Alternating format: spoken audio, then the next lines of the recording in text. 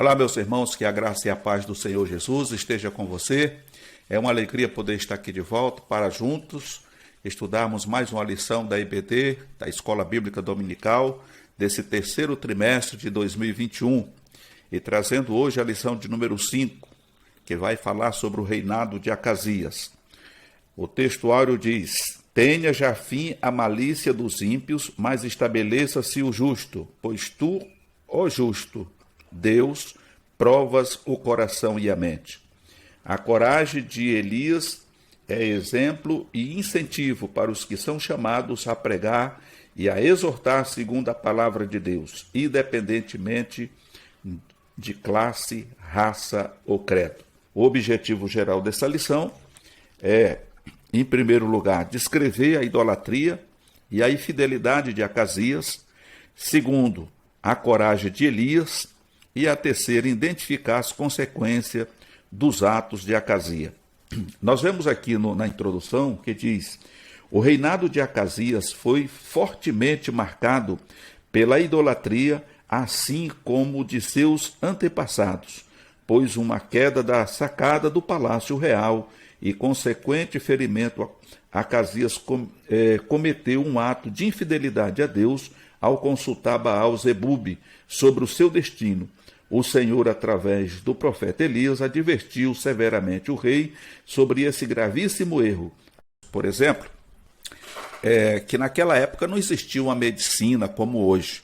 Então, uma queda, por exemplo, era muitas das vezes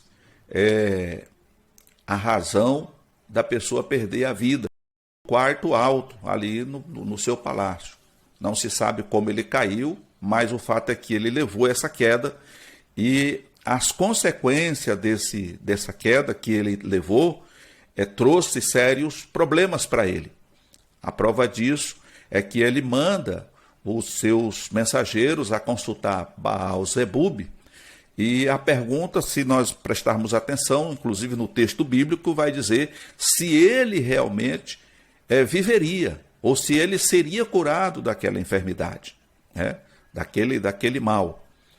E o anjo do Senhor vem até Elias e diz: olha, desce para Samaria, porque você vai interceptar os mensageiros de Acasias que estão indo em busca de Baal-Zebub para saber se ele vai ficar bom ou não da doença que ele adquiriu com aquela queda.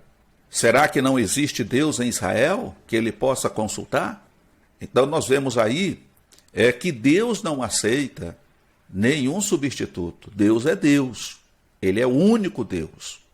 O fato de ele estar governando ali aquela região de Samaria, e nós sabemos desde o início desse trimestre que Jeroboão, ao saber que o local de adoração a Deus era lá em Jerusalém, em Judá, no caso, o que ele fez? Ele criou bezerros de ouro, 2 bezerros de ouro, colocou ali, um em Samaria, outro lá em Betel, e disse: aqui está o vosso Deus que vos tiraram do Egito. Então levou o povo à idolatria, levou o povo a cometer um desatino contra Deus. E Deus tolerou, mas em nenhum momento nós vemos que Deus foi complacente, com a atitude dos reis que passaram ali, principalmente Acabe e Jezabel. E agora, por sua vez, Acasias, ele não teve a instrução, como está registrado lá através de Salomão, que ensina o menino no caminho que deve andar e depois de velho não se desviará dele, no sentido positivo, no sentido bíblico, mas ele foi ensinado da maneira errada, a buscar e a venerar os deuses que não ouve, os deuses que não vê, os deuses que não falam, os deuses que são inertes, não pode fazer nada nem por eles mesmos, quanto mais por outras pessoas. E essa foi a razão de Deus se revoltar contra Acasias. O fato dele ter sofrido aquele acidente, talvez tenha ficado inválido, caiu talvez aí de uma altura de 3, 4 metros, e tenha ficado inválido, isso não era motivo para que ele buscasse ajuda de um Deus que não pode fazer nada por ninguém. Porque em Israel existia profetas. Em Israel existia um Deus verdadeiro, como ainda existe. Mas ele chama os seus servos e leva esses servos em busca desse Deus Baal-zebub para fazer a eles uma pergunta se ele sararia ou não daquela enfermidade. Então, quando ele toma essa atitude, Deus decreta a sua sentença, porque envia o profeta Elias a encontrar esses mensageiros do rei e diz: porventura não existe Deus em Israel para que você vá consultar a Baal-zebub?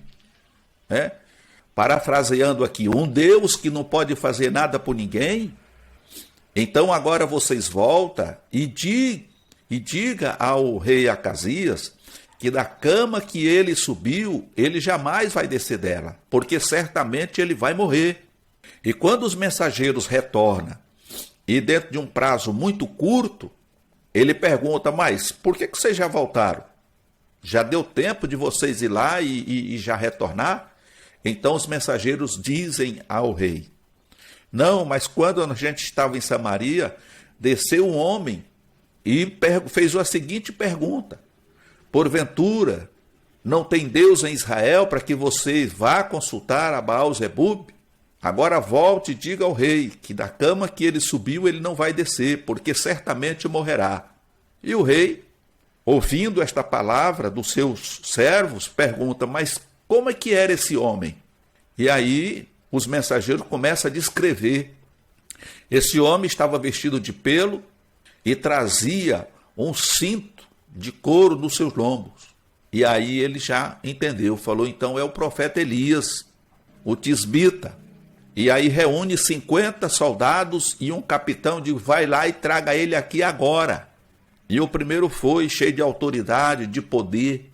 E quando chega lá onde Elias estava sobre um monte, e ele diz: homem de Deus, desce depressa, porque o rei exige a sua presença. E aí Elias diz assim: se eu sou homem de Deus, então desça fogo do céu e consuma a ti e os teus 50. E aconteceu exatamente isso. Não satisfeito, o rei manda mais 50, e a mesma coisa acontece. E por fim manda mais um terceiro capitão com seus 50. Só que esse tinha temor a Deus. E aí nós vemos a diferença.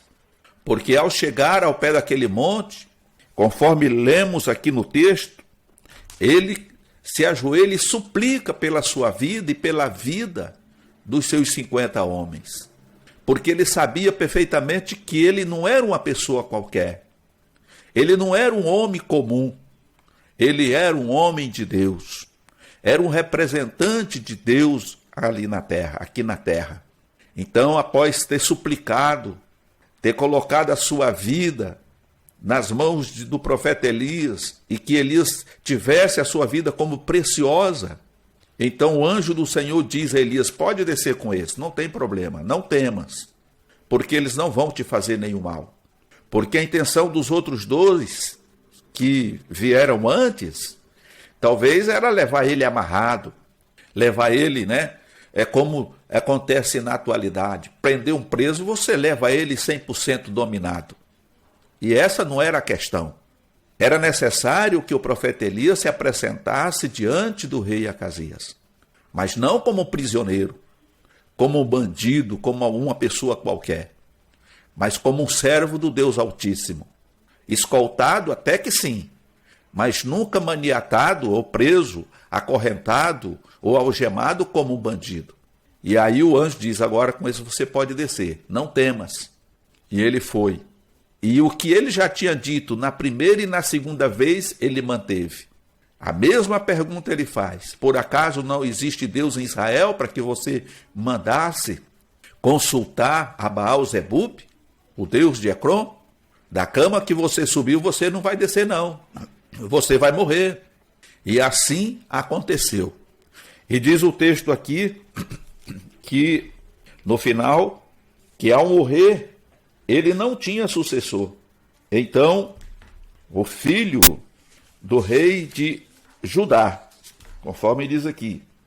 Assim, pois, morreu, conforme a palavra do Senhor, que Elias falara a Jorão. Aqui falara, e Jorão começou a reinar no seu lugar, no ano 2º de Jeorão, filho de Josafá, rei de Judá, porquanto não tinha filho. Então nós vemos que aqui encerrou-se um ciclo de maldade em Israel. Porque desde Jeroboão até Acasias não houve um rei ali que fizesse o bem, ou que buscasse o bem para o povo. Sempre um foi pior do que o outro. Todos eles andaram fora da presença de Deus e fizeram o que era mal.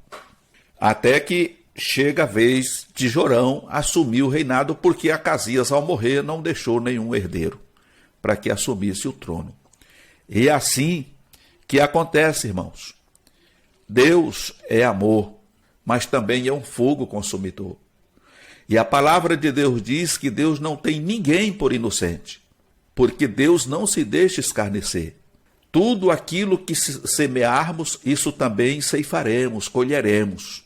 Apesar de Acabe ter sido um rei que andou nos passos de Jezabel, sua mulher, que era uma ímpia, Deus, por muitas vezes, quando você lê a história, você vai perceber que Deus deu a Acabe uma oportunidade, inclusive naquela sentença de morte.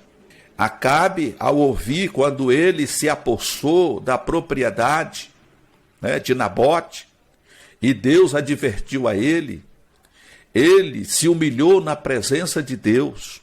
E Deus falou com o profeta: você tem visto como meu servo Acabe tem andado na minha presença, tem se humilhado com cinza e saco? Então este mal que eu falei que ia fazer contra ele, não o farei agora, mas vou fazer mais para frente. E culminou com o reinado de Acasias. Meus amados irmãos, nós como servos de Deus não podemos transigir com o pecado, fazer e pensar que estamos agradando a Deus e ao mesmo tempo agradando ao mundo, nos curvando diante dos ídolos. E quando falamos em ídolos, nós não estamos falando apenas nos deuses construídos e criados pelo homem. O ídolo pode ser qualquer coisa.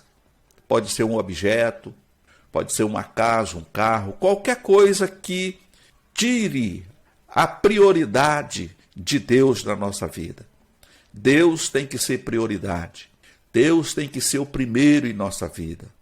Todas as outras coisas podemos possuir, podemos ter, mas Deus tem que estar em primeiro lugar, como está escrito.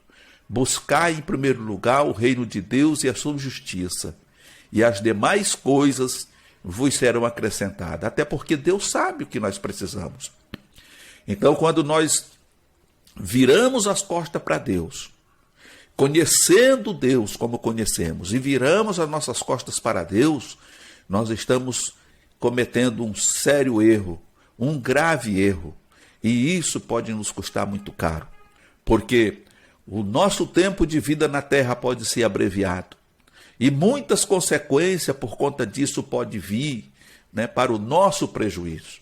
Portanto, o importante é saber que o nosso Deus é vivo, que o nosso Deus vive e reina para todo sempre e que Ele tem prazer em cuidar de nós a cada segundo da nossa vida. Mesmo em meio a problemas de circunstância que surjam em nossa vida, nós devemos sempre ter em mente que o nosso Deus está conosco, porque Ele é o Deus verdadeiro e fora dele não há Salvador. Que Deus em Cristo te abençoe e te guarde, e que o Espírito Santo possa falar mais forte, mais profundamente no teu coração,